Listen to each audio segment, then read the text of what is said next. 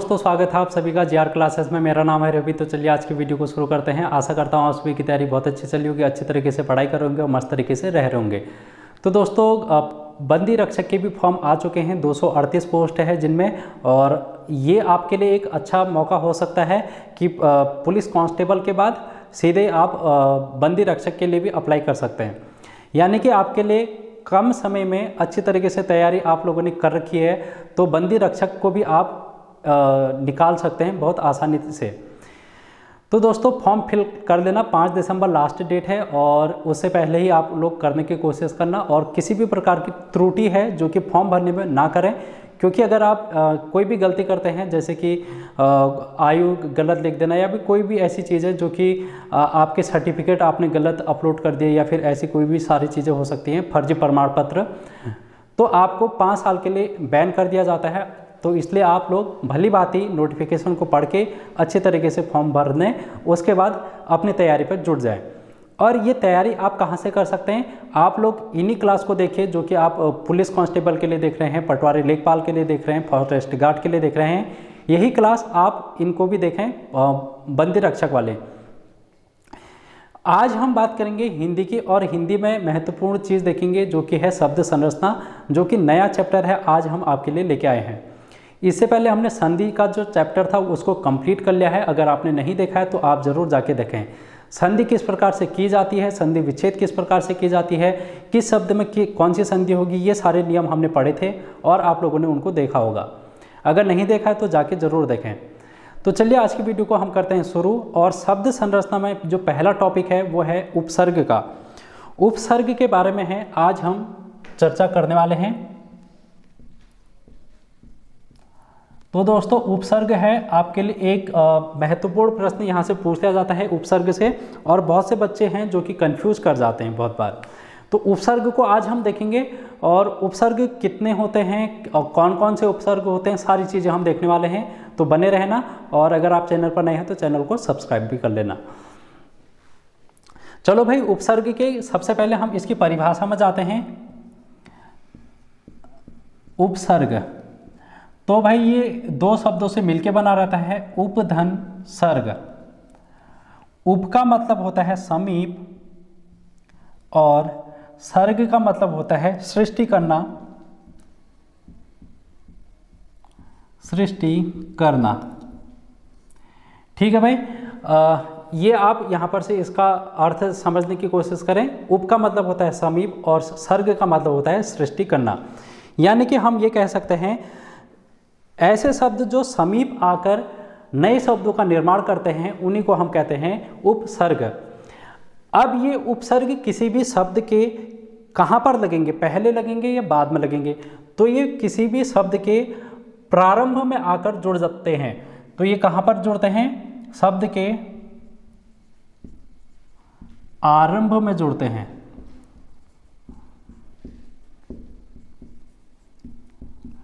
और आरंभ में जुड़कर ये शब्द को एक नई पहचान दिलाते हैं, उसका नया अर्थ बताते हैं।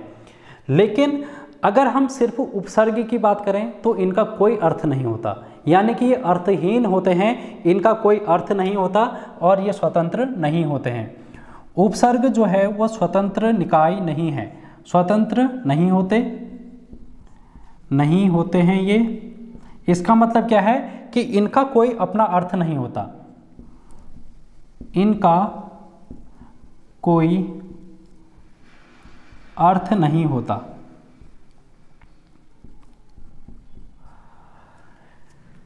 ठीक है दोस्तों, आप इतना यहाँ पर ध्यान में रखें। एक एग्जाम्पल मैं लेता हूँ, जैसे आ है।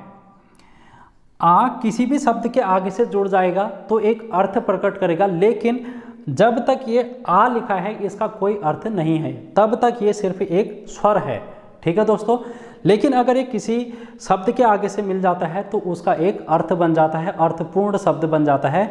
तो यही है उपसर्ग, जो कि किसी शब्द के आरंभ में आकर जुड़ते हैं। एक एग्जाम्पल को हम देखते हैं, जैसे हार है। हार का मतलब हार होता है, और कोई भी अगर एक जीतने वाला होता है तो दूसरा पक्ष क्या होगा? हार होगा, यानी कि वो लूज करेगा, लूजिंग टीम होगी वो। लेकिन इसमें कोई उपसर्ग आके हम लगा दें, इसके आगे से उपसर्ग अगर हम लगा दें, जैसे मैं लिख देता हूं आधनहार, तो ये बन गया आहार। देखो पहले इसका मतलब था हारना, अब इसका मतलब बन गया आहार।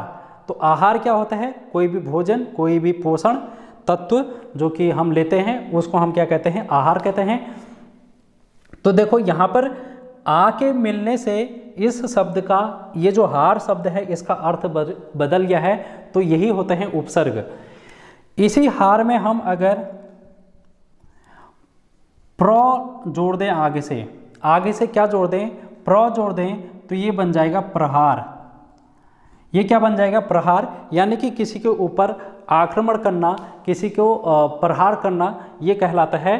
तो प्र के जुड़ने से इस हार का जो है अर्थ वो परिवर्तित हो चुका है। तो यही है उपसर्ग की खासियत, ये किसी भी शब्द के आगे से जुड़ जाते हैं तो उस शब्द का मतलब ही बदल देते हैं। अब हम इनको देखेंगे कुछ और तरीकों से और देखने की कोशिश करेंगे कि आपके एग्जाम में किस प्रकार से प्रश्न यहाँ से पूछे जा सकते हैं।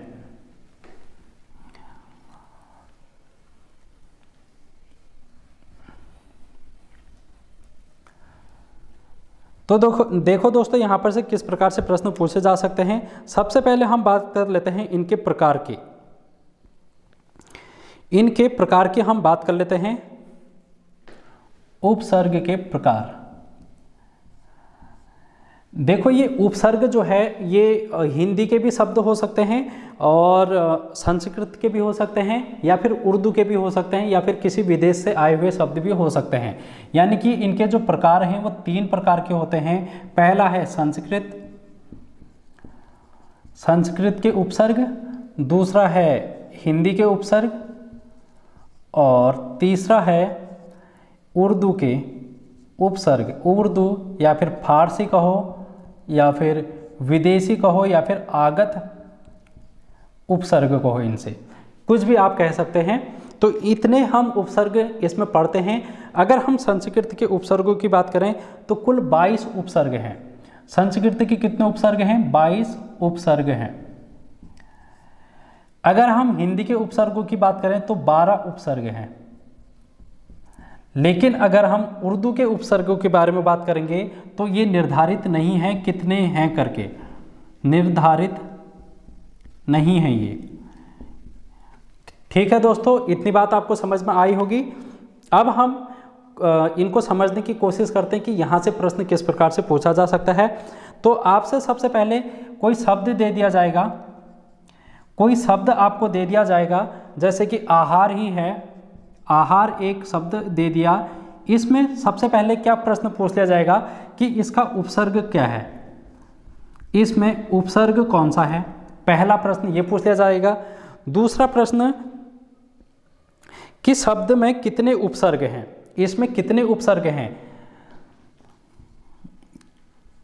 दूसरा प्रश्न क्या पूछ लिया जाएगा? कितने उपसर्ग हैं, क्योंकि कोई शब्द ऐसा होता है जिसमें एक से ज़्यादा उपसर्ग भी लगे हो सकते हैं, तो आपसे ये भी पूछ लिया जा सकता है। कितने उपसर्ग हैं ये भी आपसे पूछ लिया जा सकता है। तो इस प्रकार से हम यहाँ पर देखेंगे। एक प्रश्न किया पूछ लिया जाएगा कि इसमें मूल शब्द क्या है, मूल शब्द क्या है। जैसे हम आहार को ही देखें तो आहार में आ जो है ये उपसर्ग है और हार, ये जो हार है वो क्या है? मूल शब्द है। ये हार क्या है? मूल शब्द है। तो आई होप आप लोगों को इतनी चीज़ें समझ में आई होंगी। अब हम थोड़ा थोड़ा करके और आगे बढ़ते हैं। आप लोग इसको नोट डाउन कर लें।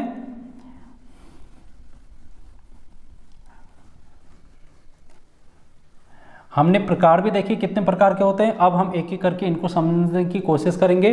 और देखो कुछ चीज़ें हैं जो कि उपसर्ग के लिए आपको ध्यान में रखनी है। उपसर्ग के लिए आपको कुछ चीज़ें हैं जो कि ध्यान में रखनी है। एक तो है संधि,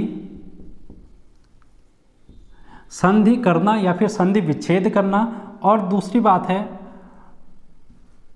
मूल शब्द का अर्थ पहचानना, मूल शब्द को पहचानना।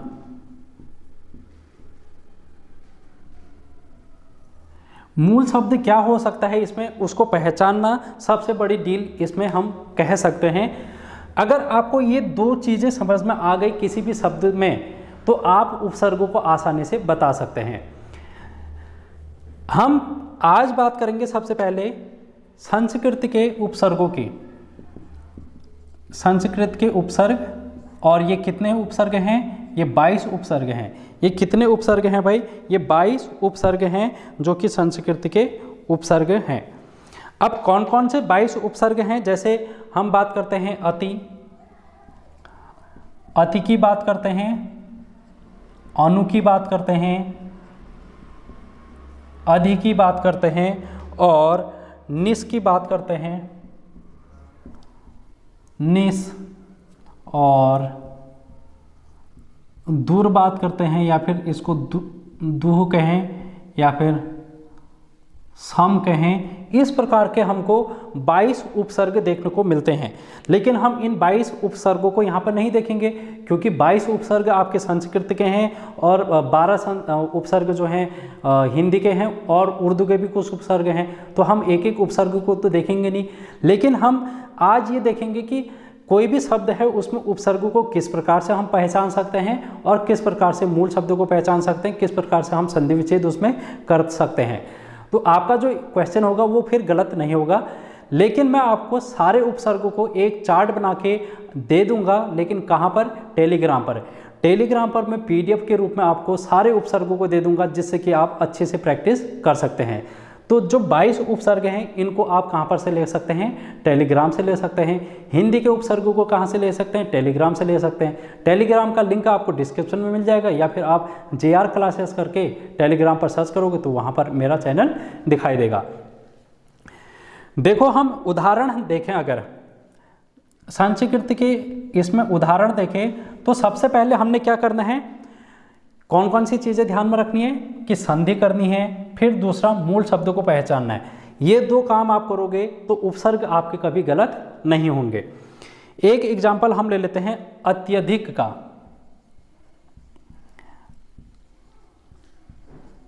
अत्यधिक हमने देखा। अब देखो दोस्तों, इससे पहले जब हमने संधि विच्छेद किए थे, हमने स्वर संधि पढ़ी थी, विसर्ग संधि पढ़ी थी, और व्यंजन संधि पढ़ी थी। उनमें हमने नियम भी पढ़े थे, और जब हमने संधि विच्छेद वहाँ पे की थी तो हमको संधि विच्छेद करना आ गया था। जब हमको संधि विच्छेद करना आ गया था तो हम इस शब्द को दो भागों में तोड़ेंगे। दो भागों में तोड़ेंगे, एक हम सबसे पहले मूल शब्द को इसमें से पहचानेंगे। मूल शब्द को हम क्या करेंगे, इसमें से पहचानेंगे। तो देखो मूल शब्द इसमें क्या हो सकता है, अगर हमने संधि विच्छेद पढ़ रखी है तो इसमें एक शब्द है अधिक, इसमें आ रखा है अधिक। जो भी ये मूल शब्द होगा इसका कोई ना कोई एक अर्थ होगा, ये अर्थ पूर्ण शब्द होगा, इसका कोई अर्थ बन रहा होगा। ठीक है, जब भी हम बात करेंगे उपसर्ग की तो इसका अर्थ बन रहा होगा, लेकिन जो आगे का उपसर्ग है, जो इसके आगे लगेगा, उसका कोई अर्थ नहीं होगा। अभी हमने देखा कि उपसर्ग का कोई अर्थ नहीं होता है, वह स्वतंत्र नहीं होते हैं। लेकिन जब भी ये किसी शब्द में जुड़ जाएंगे तो उसका फिर अर्थ प्रकट करेंगे ये। तो देखो इसके आगे से क्या लगा हो सकता है। हमने जब बात कर रहे थे संधि की, संधि में भी स्वर संधि हमने देखी थी। स्वर संधि में हमने यड़ संधि देखी थी। तो हमने वहाँ पर क्या देखा था, अति धन अधिक, अति धन अधिक हमने देखा था। तो इस प्रकार से हमने क्या, इसको हम पहचान सकते हैं। इस प्रकार से हम इसको पहचान सकते हैं कि इसके आगे से जो अति है वो क्या है, उपसर्ग है। इसी प्रकार हम बात अगर करें अनुशासन की, अनुशासन की, तो सबसे पहले हम इसको दो भागों में बांटेंगे, और दो भागों में अगर हम इसको तोड़ेंगे तो ये क्या बन जाएगा, अनुधन शासन। अब अनुधन शासन में जो ये अनु है वो क्या है, उपसर्ग, और ये जो शासन है ये मूल शब्द है। अब आप देख रहे हैं कि शासन जो शब्द है एक अर्थपूर्ण शब्द है, एक शासन का अर्थ निकलता है। तो आप यहाँ पर इस तरीके से मूल शब्द को पहचान सकते हैं। जब भी किसी शब्द का कोई अर्थ निकलेगा वही उसका मूल शब्द होगा। एक एग्जाम्पल और हम ले लेते हैं, परिणाम। परिणाम। अगर हम इसमें उपसर्ग देखें तो इसमें उपसर्ग क्या हो सकता है? देखो, परिधनाम, ये हमने विसर्ग संधि पढ़ी थी। जब हमने विसर्ग संधि देखी थी तो उसमें परिणाम को भी देखा था कि ड़ जो है वो कब आता है, जब विसर्ग हो उसके बाद नौ लगा हो तो नौ का क्या हो जाता है? ड़ बन जाता है। ये क्या बन जाएगा? ड़ बन जाएगा, यानी कि ड़ा बन जाएगा। तो ये क्या बन गया? परिणाम बन जाएगा। परिणाम ये बन जाएगा। तो आप देख सकते हैं कि इसमें कौन सा उपसर्ग लग रहा है? इसमें लग रहा है परि। इसमें जो उपसर्ग है परिणाम में वो है परि। इस प्रकार से आप उपसर्गों को पहचान सकते हैं। एक एग्जाम्पल और ले लेते हैं हम, अभ्युदय। अभ्युदय में क्या हो सकता है? देखो, इसको हम दो भागों में बांटेंगे। तो पहला बनेगा अभि धन उदय। उदय यानी कि उगना, जैसे सूर्य उदय होता है तो इसका कोई मतलब बन रहा है, लेकिन ये अभी का कोई मतलब नहीं बन रहा है, तो यही इसका क्या होगा? उपसर्ग हो जाएगा।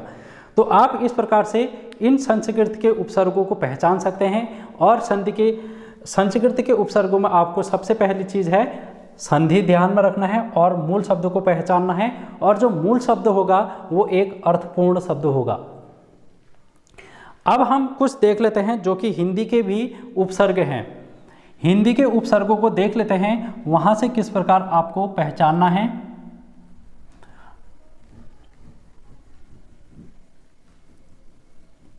कुल 12 उपसर्ग हैं जो कि हिंदी के हैं। इनको मैं अपलोड कर दूंगा टेलीग्राम चैनल पर। तो टेलीग्राम चैनल पर से आप इनको होमवर्क के लिए, प्रैक्टिस करने के लिए ले सकते हैं। तो हम बात करेंगे हिंदी के उपसर्ग की। और ये हिंदी के उपसर्ग कितने हैं? 12 हैं। जैसे सु शब्द है, जैसे क्या हो गया? सु शब्द हो गया, और नी हो गया, नी हो गया, अधि हो गया, उन हो गया। ठीक है, ये क्या है? कुछ इसके एग्जाम्पल हैं। जैसे हम एक एग्जाम्पल ले लेते हैं स्वागत का। स्वागत का, अब इसमें क्या हो सकता है उपसर्ग? और इसको हम फिर से दो भागों में तोड़ेंगे। जब हम इसको दो भागों में तोड़ेंगे तो ये क्या बनता है? सुधन आगत। सुधन आगत, ये हमने संध्या पढ़ी थी तो वहां पर देखा था स्वागत शब्द। तो सु जो है यहां पर क्या हो जाएगा? विसर्ग हो जाएगा, उपसर्ग हो जाएगा, विसर्ग नहीं उपसर्ग हो जाएगा। जैसे कि हम बात करें निहधन, अगर हम निर्गुण की बात करें तो ये क्या बनता है? निहधन गुण बनता है। निहधन गुण बनता है निर्गुण में। तो ये नी जो है वो क्या हो जाएगा? इसका उपसर्ग हो जाएगा। नी क्या हो जाएगा? इसमें उपसर्ग हो जाएगा। अगर हम संधि विच्छेद अच्छे से कर ले जाएंगे तो हमको उपसर्ग को पहचानने में कोई भी दिक्कत नहीं होगी। जैसे हम बात करें भर पेट, तो इसको दो भागों में तोड़ो। तो पेट शब्द है जो कि आपको दिखाई दे रहा है, जिसका अर्थ है, जिसका कोई ना कोई क्या है? अर्थ है। इसके आगे से लग गया भर, तो ये भर क्या हो गया? इसमें उपसर्ग हो गया, भर उपसर्ग हो गया। इस प्रकार से आप इनको कर सकते हैं। अब हम कुछ उर्दू के भी शब्द देख लेते हैं जिनमें उपसर्गों को हम देखेंगे। उर्दू के भी कुछ शब्द हैं जिनको हम देख लेते हैं और वहाँ से भी आपके एग्जाम में आ सकता है। जैसे बेईमान शब्द है, ये एक उर्दू का शब्द है और इसमें कौन सा लगा होगा, इसमें कौन सा उपसर्ग लगा होगा, इसको हम समझने की कोशिश करें तो ये लगा है बे। कैसे? बेधन ईमान। ईमान एक उर्दू का शब्द है। ये जो ईमान है वो एक उर्दू का शब्द है, इसके आगे से लग गया बे तो ये बन गया बेईमान। और ये बे जो होगा वो क्या होगा? इसका उपसर्ग हो जाएगा। इसी प्रकार हम बात करें बेइज्जती। बेइज्जती की अगर हम बात करें तो वहाँ पर बेइज्जत। देखो इज्जत यहाँ पर एक उर्दू का शब्द बन रहा है, इज्जत जो है एक उर्दू का शब्द बन रहा है, इज्जत, और इसके आगे से क्या लगा, इसके आगे से लगा बे, तो ये बे क्या हो गया, इसमें उपसर्ग हो गया, बे उपसर्ग हो गया, जो कि आपको पहचानना पड़ेगा। जैसे एक शब्द और ले लेता हूं मैं, नाराज, नाराज, इसमें देखो राज यहां पर एक मूल शब्द बना, मूल शब्द से पहले क्या जुड़ गया, इसमें ना जुड़ गया, तो मूल शब्द का कोई ना कोई मतलब निकल रहा है, इसका राज का अर्थ है, कोई ना कोई अर्थ है, तो ये जो ना बनेगा इसके आगे से वो क्या बन जाएगा, उपसर्ग बन जाएगा। तो आप इस तरीके से इनको ध्यान में रख सकते हैं। जैसे कि एक और ले लेते हैं, गैर कानूनी, गैर कानूनी एक पूरा शब्द है ये, इसमें अगर हम इसको तोड़ने की कोशिश करें तो कानूनी शब्द अलग बन जाएगा, कानूनी, तो कानून से बना है कानूनी, तो एक अर्थपूर्ण शब्द है जिसका कोई ना कोई अर्थ निकल रहा है। अगर हम इसमें गैर जोड़ दें आगे से तो ये क्या बन जाएगा, गैर कानूनी, और ये जो गैर होगा यही इसमें उपसर्ग हो जाएगा। तो इस प्रकार जो है उपसर्गों को आप पहचान सकते हैं। कैसे, सबसे पहले आपने संधि करनी है, दूसरा आपको मूल शब्द पहचानना है, और मूल शब्द में क्या होना चाहिए, अर्थपूर्ण होना चाहिए, उसका कोई ना कोई अर्थ निकलना चाहिए। ऐसा नहीं कि कोई भी अनर्थ आप कर दो, अर्थ उसका अगर होगा तो उसके आगे जो भी शब्द लगेगा वो ही उपसर्ग हो जाएगा। तो इस प्रकार जो है हमने उपसर्गों को आज देखा। बाकी हम टेलीग्राम पर आपको प्रैक्टिस करने के लिए मैं PDF बना के भेज दूंगा, तो आप वहां पर से उसको देख सकते हैं। तो आज की वीडियो में इतना ही। Thank you so much. Video कैसे लगी कमेंट करके ज़रूर बताना। नेक्स्ट वीडियो में हम प्रत्यय लेके आएंगे आपके लिए, और प्रत्यय किस प्रकार से करते हैं उनको देखेंगे। तो थैंक यू सो मच।